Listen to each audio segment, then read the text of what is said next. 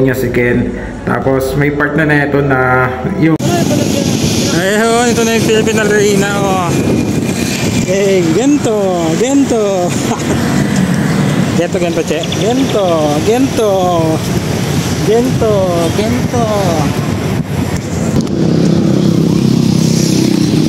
Wait, madam, hi, say hi, madam. Gento.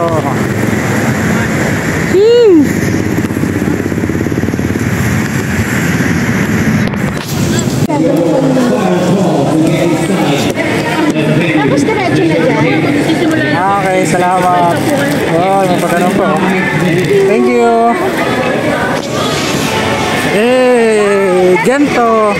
Ah, sige, tako, sige, video to me. Hey, first time eh. Hey. Hey.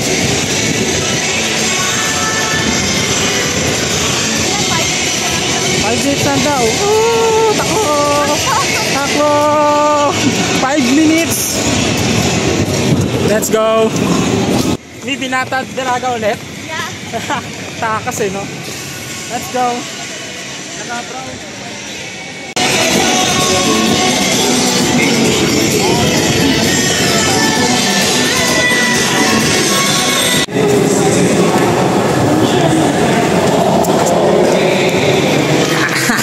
Last call daw, last call.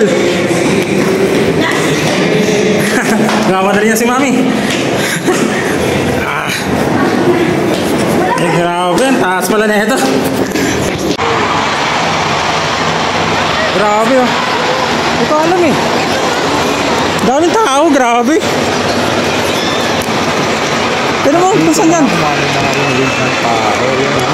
Daming tao, grabe. oh, ganda pagmasdan ng wave dyan.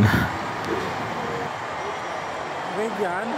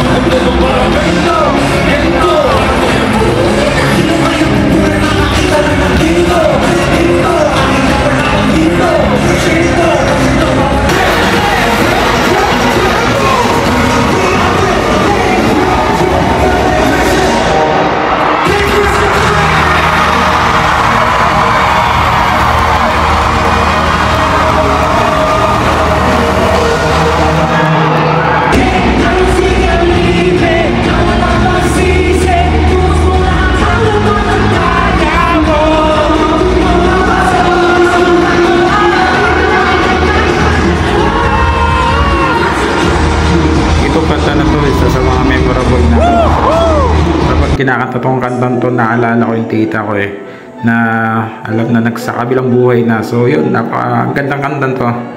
So yun nga pala, itong kanta pala na to, tumatak para din sa akin sa mga nag-trending ngayon sa Facebook, no. Ito yung si Ken. Ito, kung makikita nyo itong video na ito, kinuha niya yung, yung papel na may nakasulat na may anak yata siyang autism. Then pinapadrawing niya si Ken. Tapos may part na ito na yung kanta na ni Ken, baga parang yung time niya na kumanta, may sumasabi yan dito. Yan, hinahabol niya pa yung kanta niya. Then bumalik siya dun sa pagdodrawing, no, para dun sa batang may autism, no. Ito talaga, napakagandang part na to, parang down turn talaga dito si Ken, no. So yun, napaka-solid ng concert na to.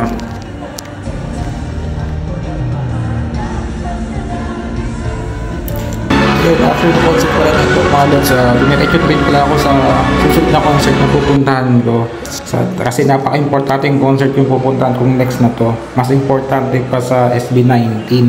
So walang makakatalo sa concert na to. Ito yun, oh. Ito yun.